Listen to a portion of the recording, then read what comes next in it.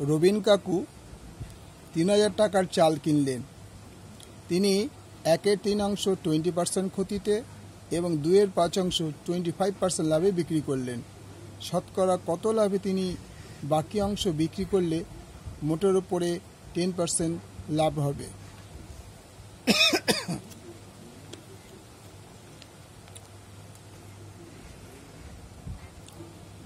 রবিন কাকুর কেনা চালের দাম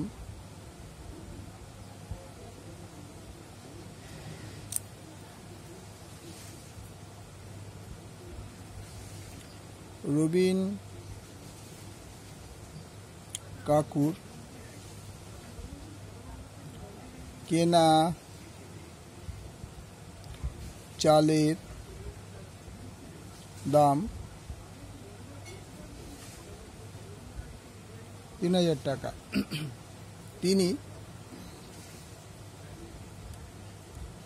1/3 20% ক্ষতিতে বিক্রি করেন। 20%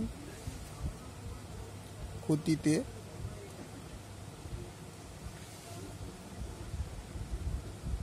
বিক্রি করেন। সুতরাং ৩,০০০ ইন্টু 1/3 1,০০০ টাকা। তার মানে 1/3 হলো 1,০০০ টাকা। আবার কি বলেছে না 25 অংশ বিক্রি করছে। আবার 25 অংশ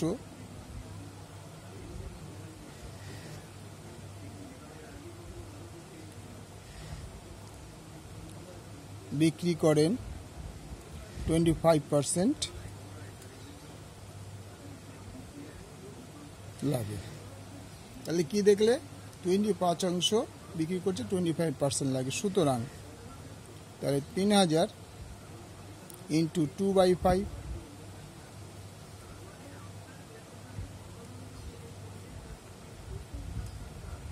600 মানে ১২০০ টাকা।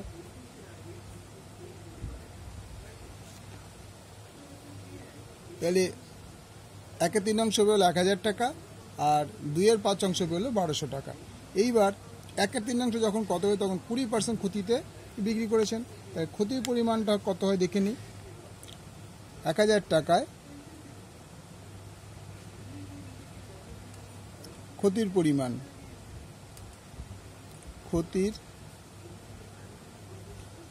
ইকুয়াল টু 1,০০০ ইন্টু 10/100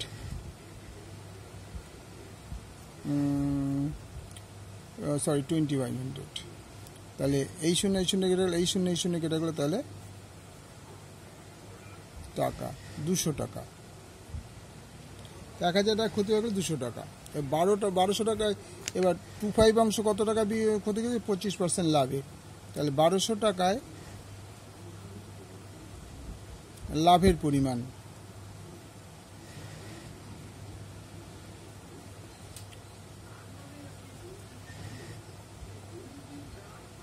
১২০০ ইন্টু 25/100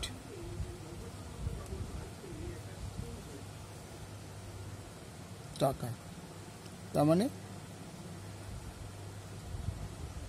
৩০০ টাকা। ১২০০ টাকা লাভের পরিমাণ হচ্ছে ৩০০ টাকা। তাহলে 1/3 1/3 ও 2/5 বিক্রির পর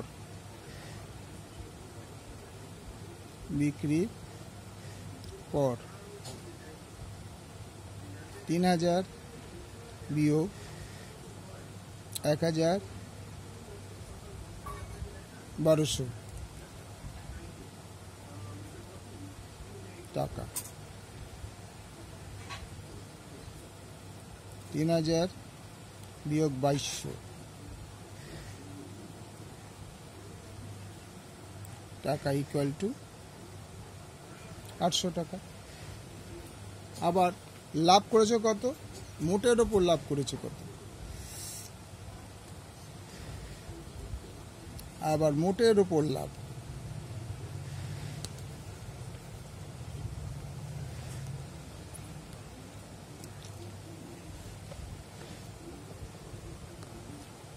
মোটের ওপর লাভ,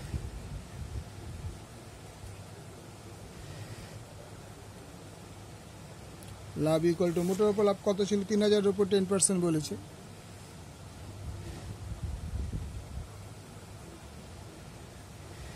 টেন বাই 100,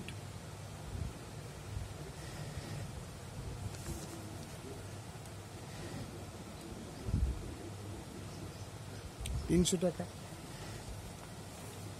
তাহলে 800 টাকার লাভ কত হলো? সুতরাং 800 টাকায় লাভ ইকুয়াল টু, ভালো করে খেয়াল করে দেখবে, ওখানে 200 টাকা ক্ষতি হয়েছে, আবার এখানে লাভ হয়েছে 300 টাকা, আর মোটের ওপর লাভ হয়েছে 300 টাকা। তাই 300 টাকা হচ্ছে মোটের ওপর লাভ মাইনাস তোমার 25% লাভ হয়েছে মানে 300 টাকা, আর ক্ষতি কত? 200 টাকা, তাহলে মাইনাস হয়ে যাবে